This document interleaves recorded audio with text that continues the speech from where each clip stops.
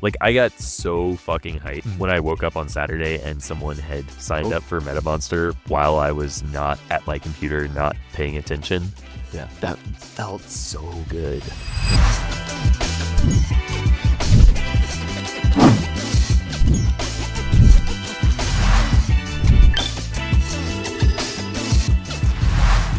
What up?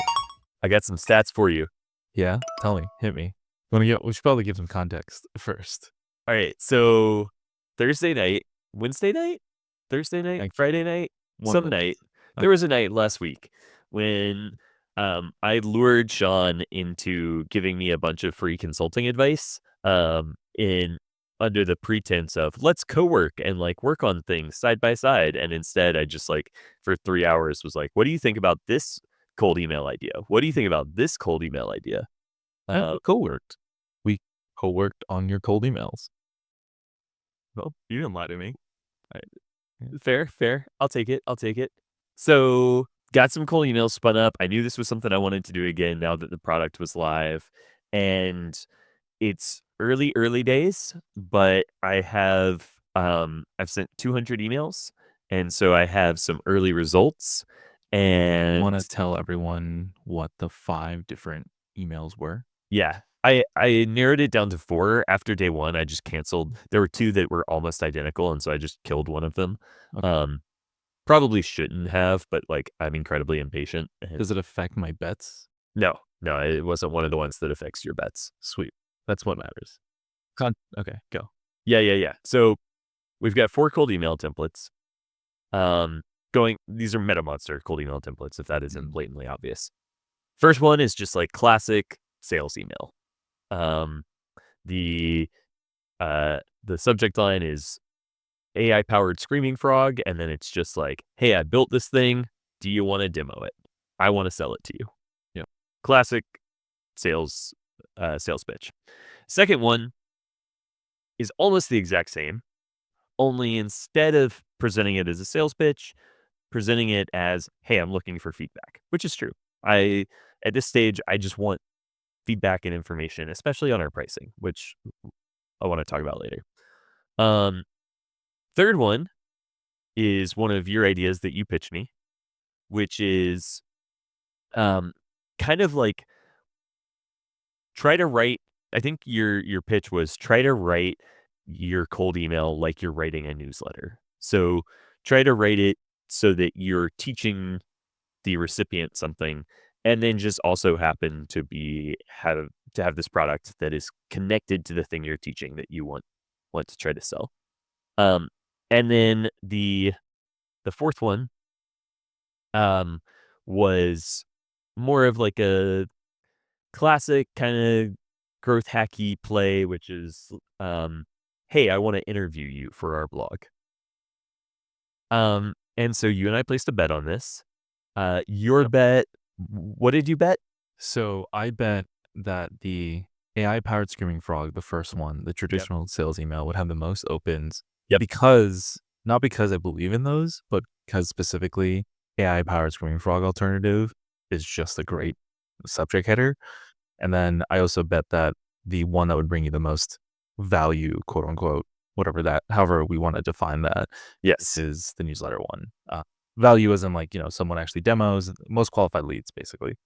You bet that the interview one would have the most opens and replies, but the most valuable responses would come from the feedback. Yes. The feedback letter. And whoever wins, the other person has to buy the loser has to buy the winner at Chick-fil-A. Yep. Sorry, Are you high? When are we cutting off the results, by the way? What are the ripple? So currently in 4th place in open rates and tied for lowest response rate, I think. There's an asterisk on response rates that I'll explain later. Newsletter. Oh, damn. But all of these have gotten crazy good open rates for cold email. Okay. That is the lowest open rate at a 42% open rate so far. What's the highest? Highest, I'm sorry to say, is the interview request at a 62% open rate. 62 is pretty good. 62 is pretty damn good. No replies on that one, though. No replies, no clicks that I can tell. No interest coming out of that. So my guess is people are like opening it and then going, this is some no-name company that's trying to, sell Right. me something. I don't care about this. Okay. That would be my guess.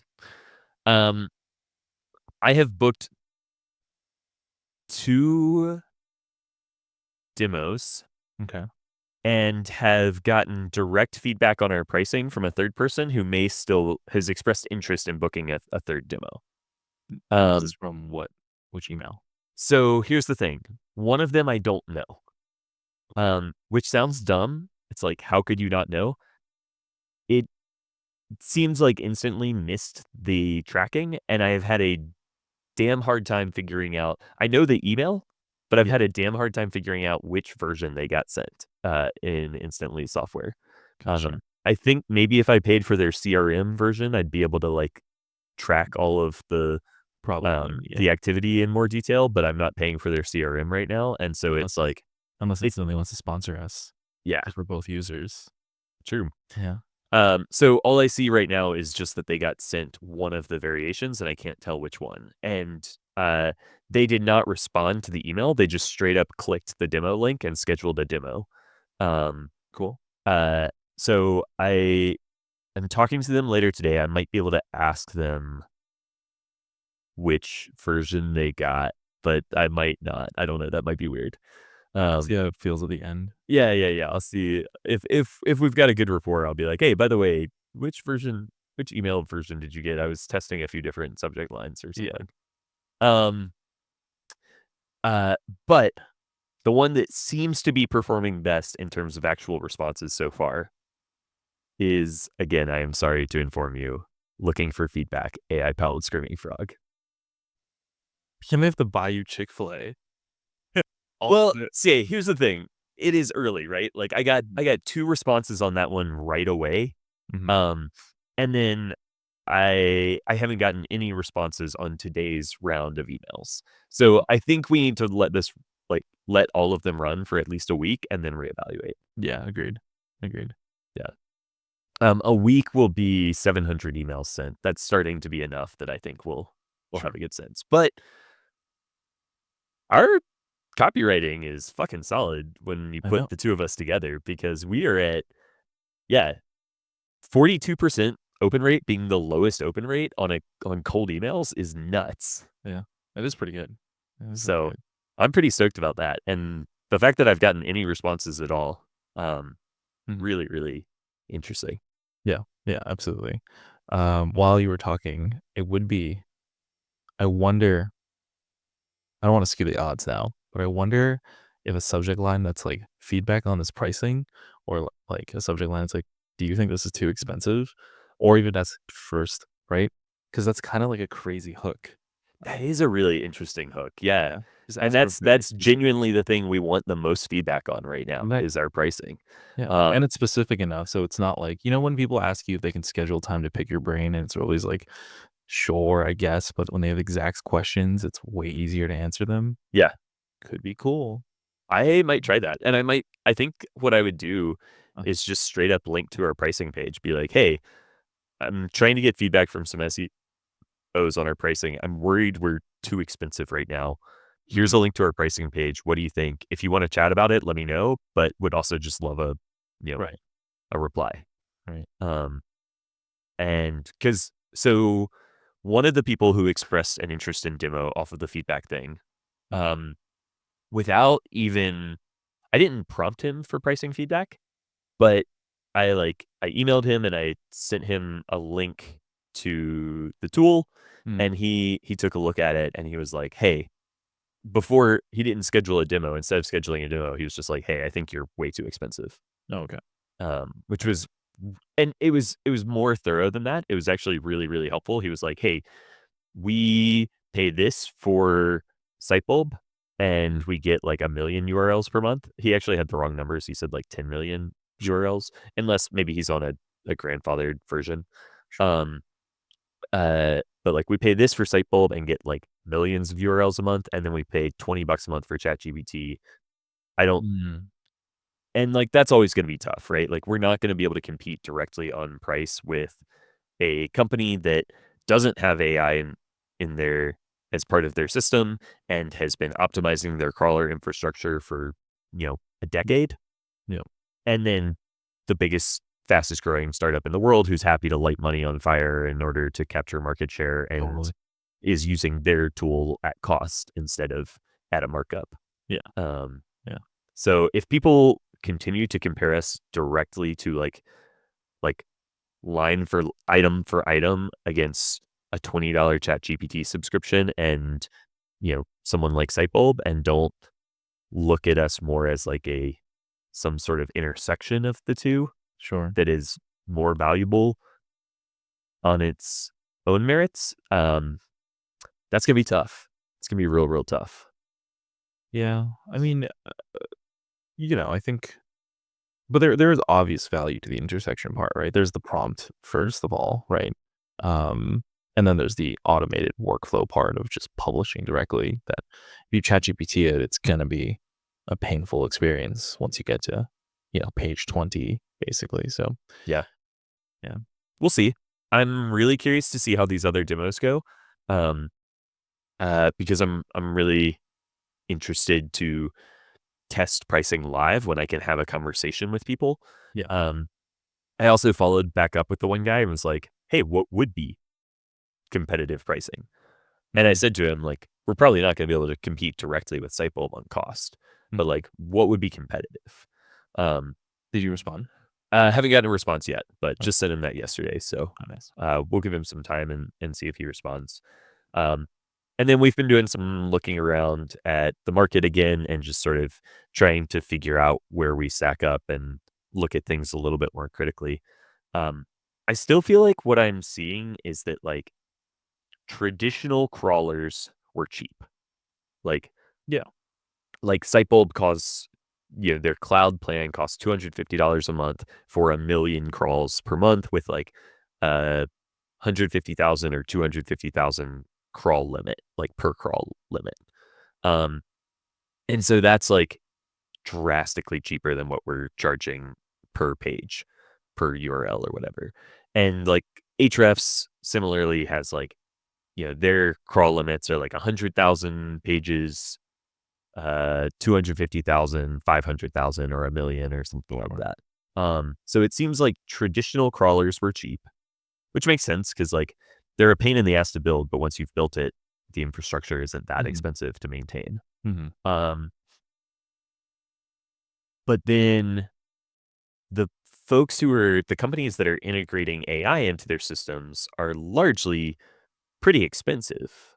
So like Link Scout, which is like kind of the one of the closest direct competitors, even though they don't do metadata, they do links. Their pricing is very similar to ours. It's like um $50 a month for 2,500 URLs, which we're currently charging 100 a month, but like we were thinking about cutting that in half. And like the beta discount brings that is like a 50% discount on that.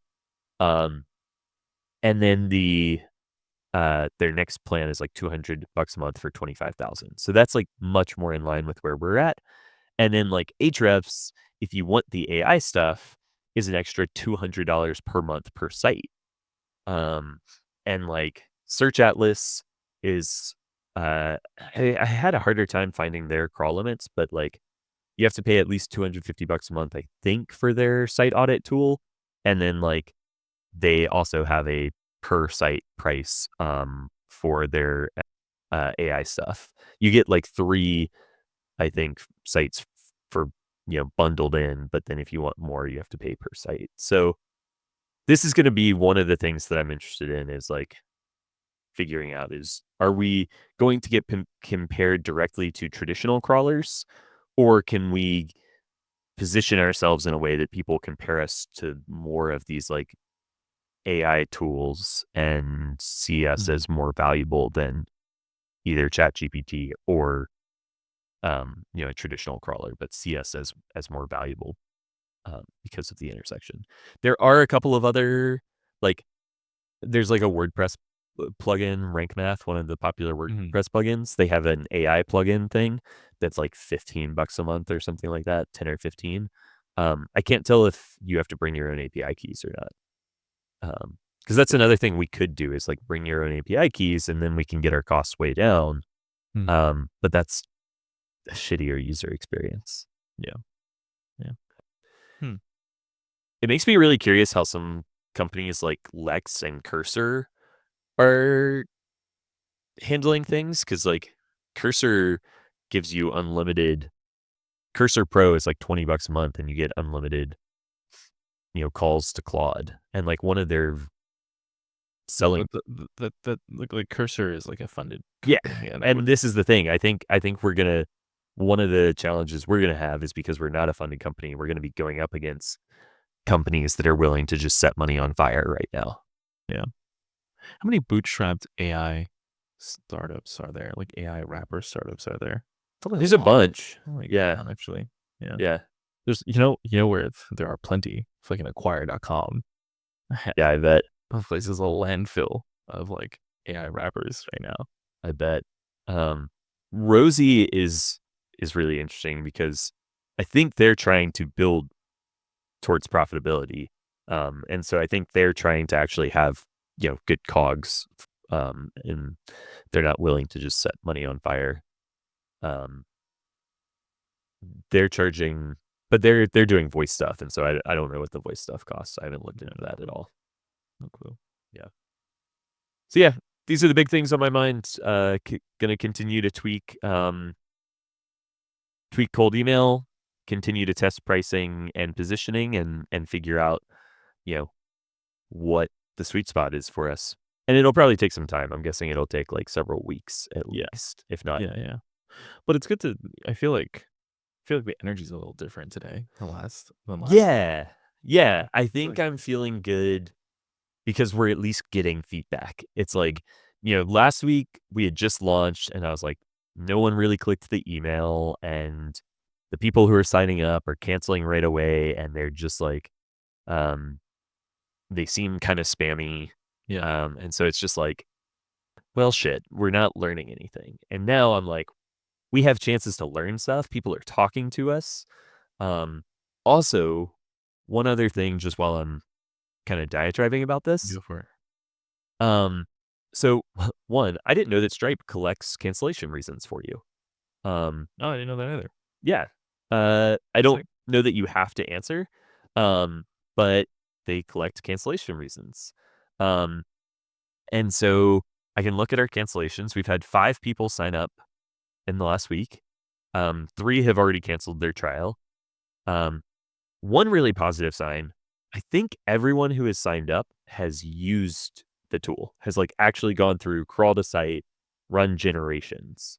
And that was one of the problems we had in alpha was, people were signing up kind of just as a favor to me. Right. And then they weren't actually getting in there and testing the tool. And so, part of why we wanted to move to beta was we were like, we need to give people an incentive to actually test. Mm. And that seems to be working. And the tool seems to be user friendly enough that people are getting in and trying it out, running generations. So that's good.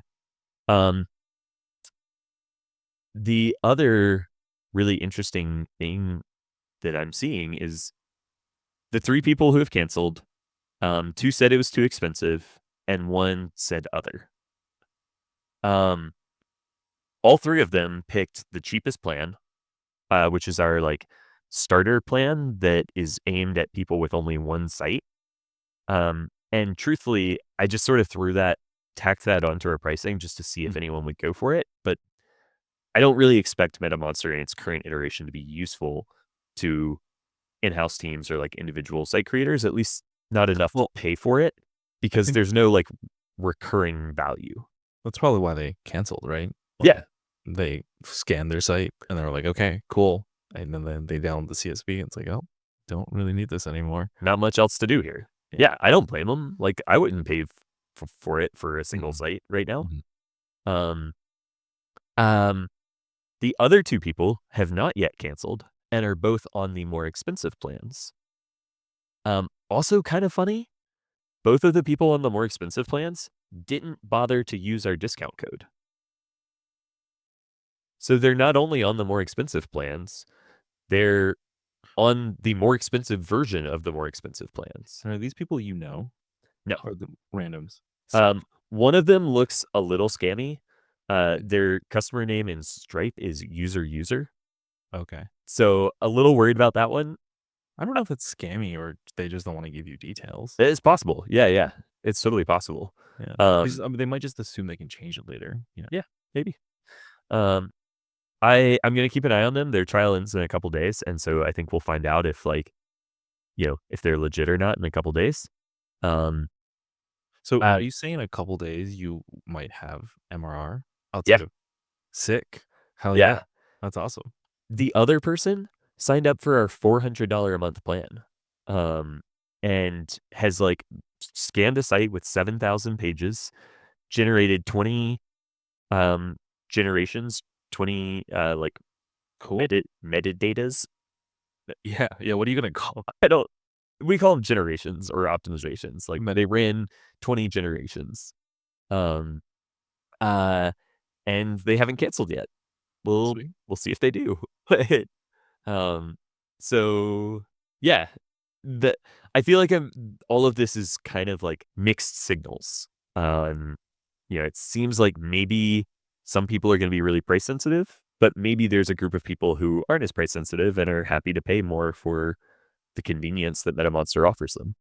Well, I think Um, that was the original thesis was the latter half, right? Is that SEOs are used to paying $200 a month or some stupid number for Screaming Frog is like $300 a or year, like yeah, a year. but that's per license, so per Mhm. person. Yeah, exactly. And Ahrefs, SEMrush are all 200 something. Like Uber suggests starts at 50. So um yeah, I think Yeah. Now the person I got the more detailed, too expensive feedback is an SEO. They work mm, for an SEO agency.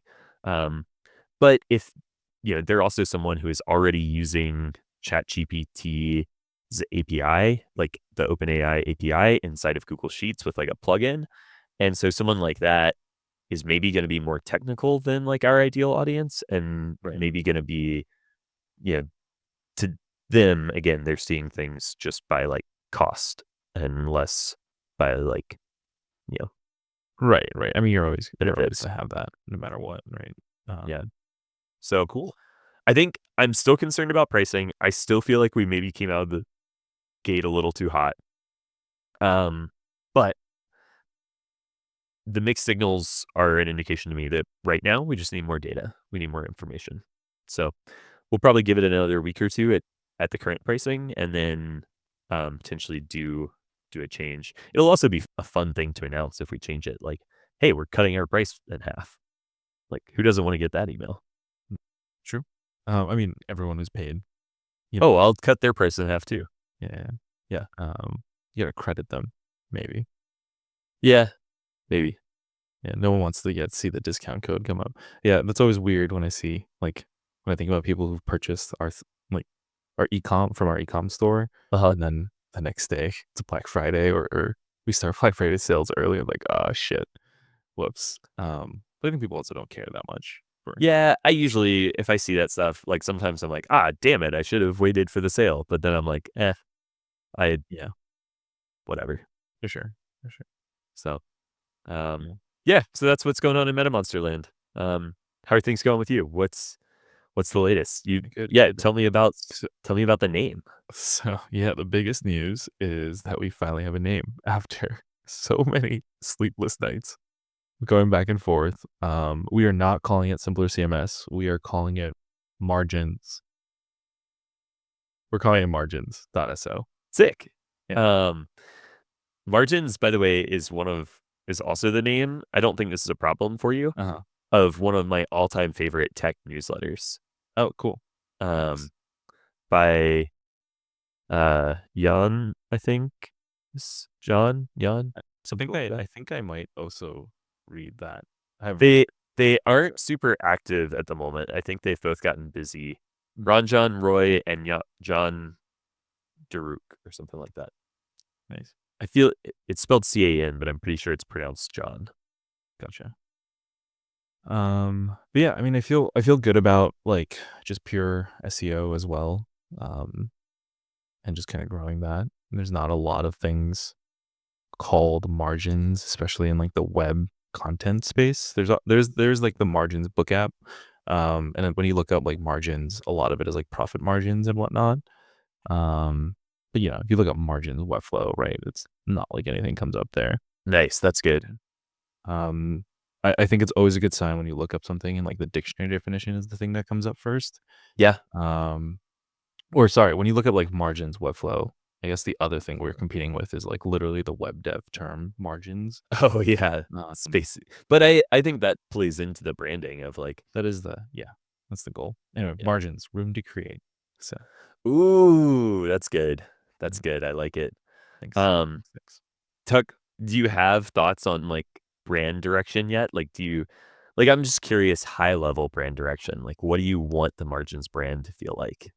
Um, I mean, I'm kind of trying to stay away from doing it and having, my team who, I put on salary to go and do it. Cool. But if I really had to go and like, put it But together, but your team would typically interview a client and like ask them, and are you not going to be the client yeah, for I guess this? that's a good point. That's a good point. I mean, the app itself, like I love Shadcn. I love a black and white, very clean sort of look. So that, thin line, all that stuff, like no bullshit. It'll I saw this pilot school training thing called tryfeathers.com. Let me just make sure that's the right URL. Yeah, like tryfeathers.com. And to me, that feels pretty accurate to the feel. That being said, it just looks like Shadcn Yep, for what it's worth. sure does. I don't know. Either that or something really silly. I can't like I also really like Turnkey's uh app design. It feels like paper. I don't know if their website has all that sort of stuff, but Turnkey. Turnkey, yeah. Yeah, yeah. Um, Baird's thing. mhm, yeah. Like I love the way Turnkey looks. Um, so I don't know. I'm not sure. Cool. Um, I'm excited to see. or just like copy Webflow's branding. Just go fully integrated with. Yeah, I mean that's definitely what some of the plugins do is Yeah, they just lean heavily into that. All right, but no, cool. I haven't really thought about it. I honestly haven't thought about that. I haven't thought about marketing. I haven't thought about a lot of things around it. Like part of me has been sitting with it and thinking like, do people so one, I understand that Webflow is deprecating its editor mode.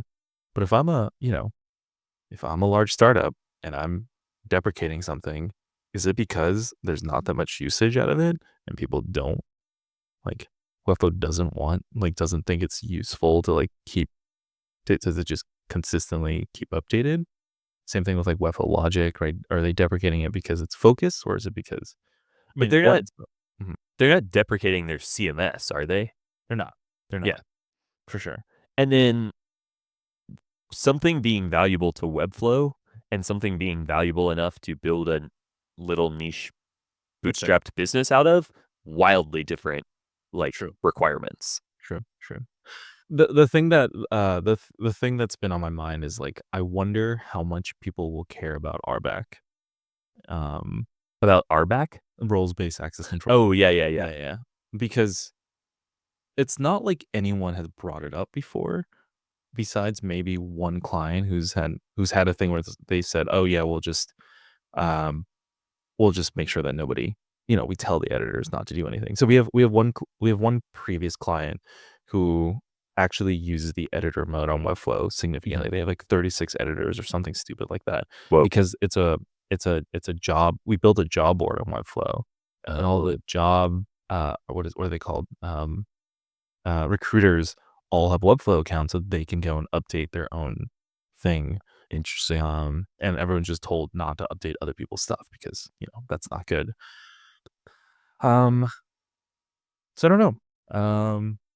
I mean, I feel like the value is there. I feel like as a security person, I care about it. Um, I think but most people are gonna be interested just in, like, this feels better than mhm, the clunky Webflow CMS. I think that's gonna be your biggest value prop is just, like, this thing will let you write blog posts in Webflow without wanting to claw your eyes out. yeah, yeah, yeah. So, or at least format blog posts without wanting to claw your eyes out. which I think is a big part of it. But yeah, we're gonna it's going live in Vercel as we speak. Sick. Just had a call with the dev. How soon are you gonna submit to the Webflow app store? Like, are you I gonna think try to? today Oh, sick. or Cool. tomorrow. I don't know. Well, the thing is, we have to submit to it to get Webflow auth working. I Right. think, or to get it officially working. So today, probably. Does that mean you're gonna throw up a little like one pager or something where people can Yeah, sign up and use it? yeah, Shit. yeah. I guess so. I mean, I don't know. I don't know what the rules are. I don't know if we have to. I don't know if we can just kind of. I don't know if it's like You can build submit as internal you know, apps in but Webflow. that's what I was gonna say. Like, I Yep. don't know if we can submit internal app and then wait to like turn it public or something like that. So we'll see. I do feel some sense of urgency of getting things up just because, I think Webflow has been supportive of community apps and saying like, hey, we're deprecating this thing, maybe go use this other option. So I'm wondering, You want to I'm ride gonna, that wave if you can. yeah, exactly. Yeah, that would be cool. Yeah, very exciting, very nervous. Gonna roll it out to a couple clients. I do feel, I know I've been like very confident about sort of the idea of cheating in like distribution, but there's part of me, there's, I guess we've switched vibes for this podcast, but there's part of me that keeps thinking like, would our client actually pay for it versus like, hey, you're our agency, why don't we just have this for free?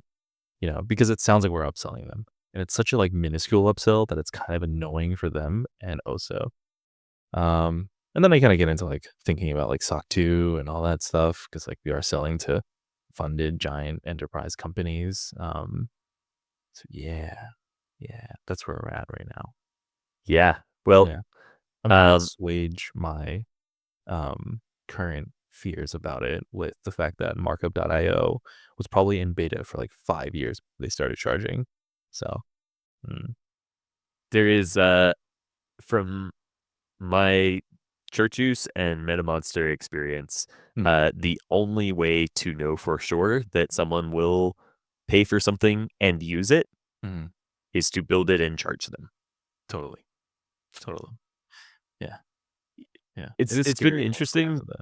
talking to friends like who have done legit pre-sales. Like I did pricing discovery kind of conversations with MetaMonster, but I didn't do real pre-sales. And then I did kind of like the alpha thing and you know was waiting to see if people would use it, and then I was going to charge them for it. And you're the only one who used it, so Mhm. you're the only one I charged anything to.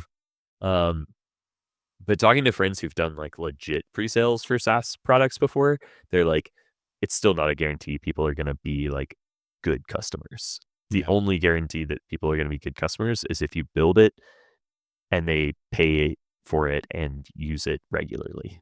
Like that you can't totally test that without the real production thing. You can get signals, but it's not ever going to be a one-to-one transfer. yeah, makes sense. So yeah, we'll see. We'll see. Super cool. We've talked about internally. I think there's like 2 or 3 clients we're gonna start with, that fit our ICP, which is content/product marketer who doesn't wanna touch the website, but wants to publish blog posts and has been just sending us Google Docs to post for them. Um, the option is to kind of onboard them that way and, like, friendly enough to be willing to try it instead of just going, "Why wouldn't I just send you my blog posts for you to post?" So, trying to do that. And yeah. Hopefully hopefully we get somewhere. Um, Hell yeah. yeah, terrifying. Absolutely. Like, yeah, it's so much fun living in like theoretical land and then, dreaming about a SaaS and talking about it. And now it's there. Now it's like a thing. Hell yeah. Yeah.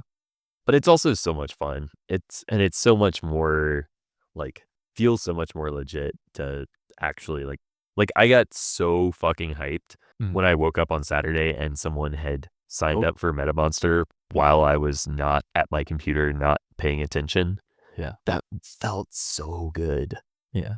Oh, no, I'm sure. I'm sure. I'm sure it will feel as good as when when I first started the ecom side, and just randomly like on Black Friday, it was like a order after order. And it's like, oh, there's random people buying things. Yeah. So yeah, exciting stuff. I don't know. What do you think? What do you think the brand should be? Margins. Like what comes to mind when you hear it?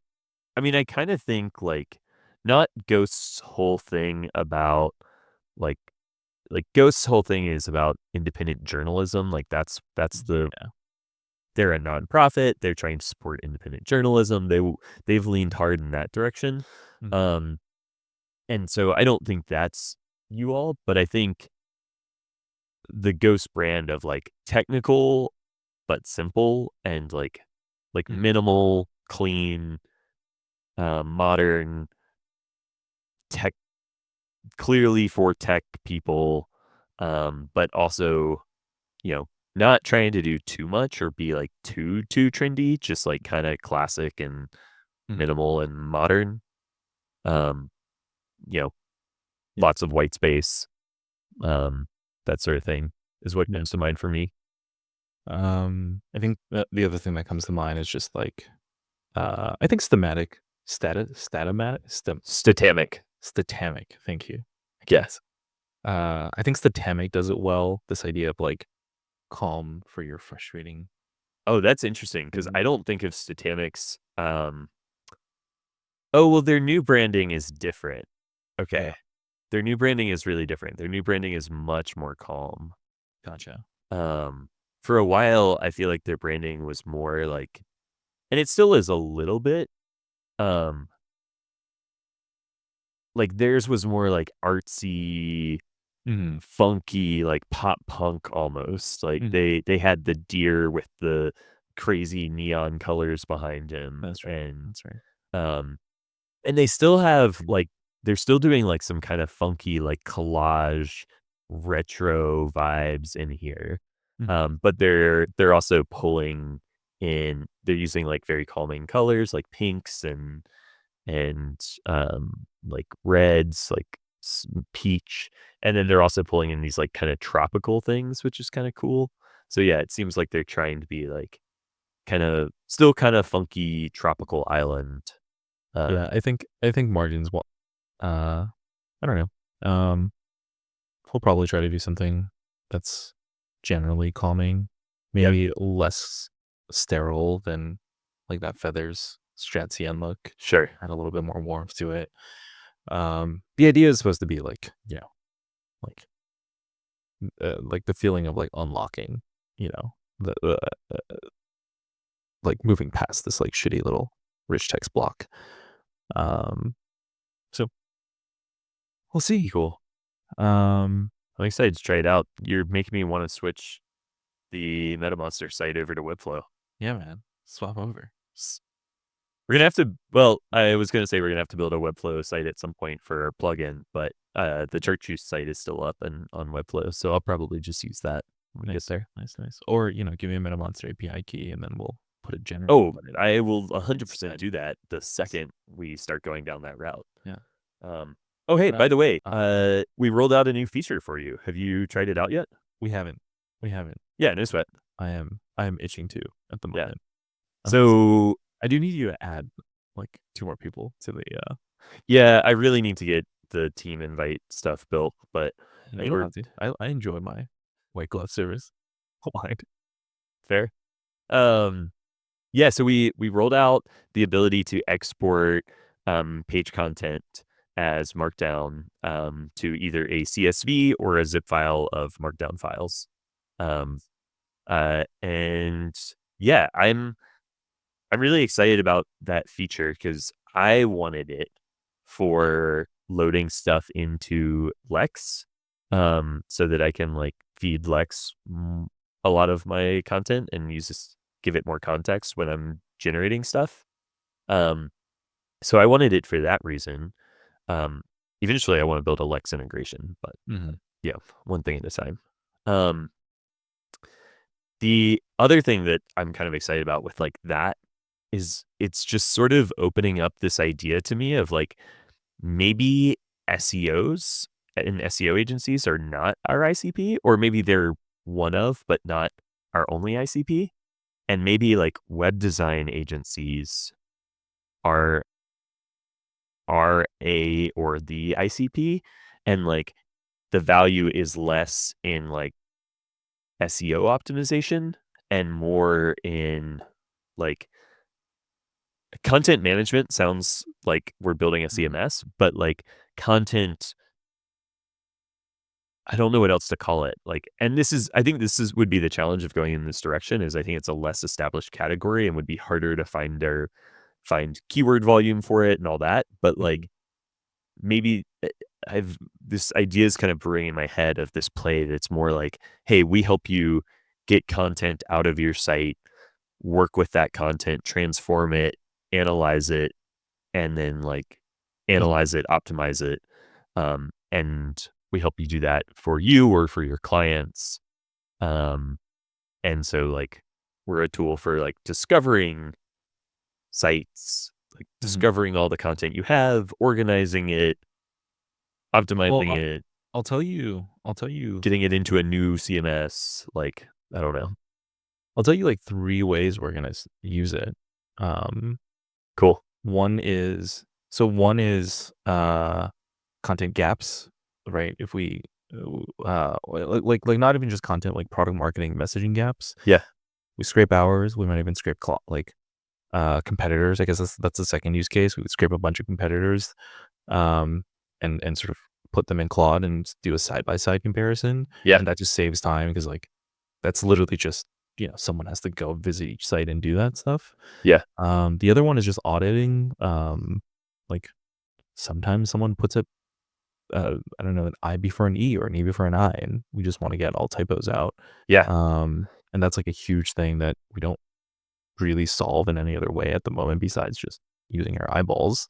And yeah, the other one was just like scraping a bunch of competitors and trying to come up with like interesting sort of messaging gap analysis. Cool.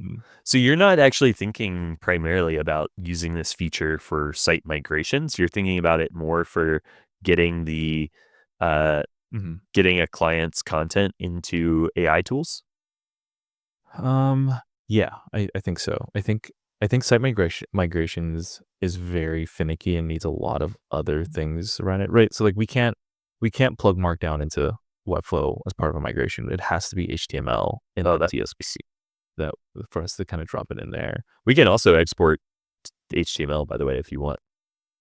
Great, do it. We store the HTML and the markdown versions of I see. every page that we scrape. Oh, sick, amazing. Do you have? Are you pulling down? Are you grabbing image links as well? I don't remember. Okay. We might be scraping out image links right now. We Okay. will at some point, because we want to do alt text, but Okay. Yeah, yeah. I mean, I think that's when like migrating the from HubSpot to Webflow, um, like was easy because what HubSpot has an API to pull it all down was difficult-ish because we have to write something custom to like pull down then all the HubSpot images and then re-upload them to something like a bucket because HubSpot is a thing that blocks Webflow from auto importing like things for HubSpot content was ooh, interesting. like stuff like there's random shit like that. We'll probably use it as part of migrations. Right now it's a great tool for it's a great tool for auditing when we start a project. It's a great tool for QA as well. Yeah, So cool. Okay, mm, sick. All right. Yeah, lots to think about there. I'm trying to talk this week, in addition to the demos that I got from the cold email, I'm trying to talk mm, to a few friends who run web design agencies to be like, hey, we've got a guy who's using this for his web design agency. Would you use it for your web design agency? yeah. And then figure out like what the things are people want if we go that direction. I wonder if there's even like a stack that would really appreciate this. I wonder. Like if a WordPress versus Webflow versus Framer, etc. Yeah, hard to say. Hard to Yeah, say. Probably not. Probably all the same. Probably like we would all find it useful. Um, cool. mm, Well, yeah, so that's a as I'm exploring pricing, I've also got that in the back of my head a little bit, because the positioning change could change your pricing a lot. And like I yeah. think the challenges if we went for more of like a content scraping, organization, auditing tool for like web designers and marketers and less SEOs, then I think there's the Well, you're terms are mm, going to be a little less established and like the market's going to be a little less established maybe. so they're not. Okay. Okay. Because we're currently trialing this tool. So we use Octopus as our website site mapper, Yep. Octopus.do. Love Yeah. it. Awesome tool. But getting content from our clients into Octopus is a pain. So we've just started trialing SlickPlan, which is another Slick sort of plan. site mapper. But there's a lot. There's Power Mapper. There's a bunch of these like website Oh, workflow sort of interesting. things. SlickPlan gives you it's like there's a little bit of project management, or sorry, project management. There's a little bit of site map. Oh, there's a lot of bit of site mapping. There's a lot of bit of adding designs. And the thing that was promising for us was that it's a way for us to request content from our clients. Yeah. Because that's the thing that drives like all of Wow. our. Power Mapper looks like ass. Oh yeah, yeah, yeah. It looks like it was built by someone 10 years ago and has not been updated. Yeah. That being said, that is my dream. My dream. Also, their pricing is just small, medium, large, and it does not tell you what small, medium, and large give you. It's just small, $49 per month, best for small teams, medium, best for growing teams. And it's like, what do I get? What? What? Listen, it's not a it's a very Interesting. So this is the other side of like site audits. This is okay. So there are site audit tools that are like kind of overlap with site mapping tools. yeah, Um, okay, and then like Slick Plan, it looks like they have a sitemap builder, a diagram maker, and a content planner. yeah, Interesting, interesting. Huh. This is a cool space that I didn't know existed. yeah. And with Sitemapper, we have to, uh, we You all use Sitemapper right now? we use Octopus, and we just started trialing SlickPlan. I wouldn't touch Power Mapper with. Power Mapper, yeah, yeah, Yeah, yeah. yeah, Yeah, Power Mapper looks wild. Yeah, I like Octopus a lot, but I wasn't thinking of that as a related tool at all because it's so I mean, that's how we currently do it, right? We import the entire sitemap into Octopus. We see all of it. It's kind of a shit show.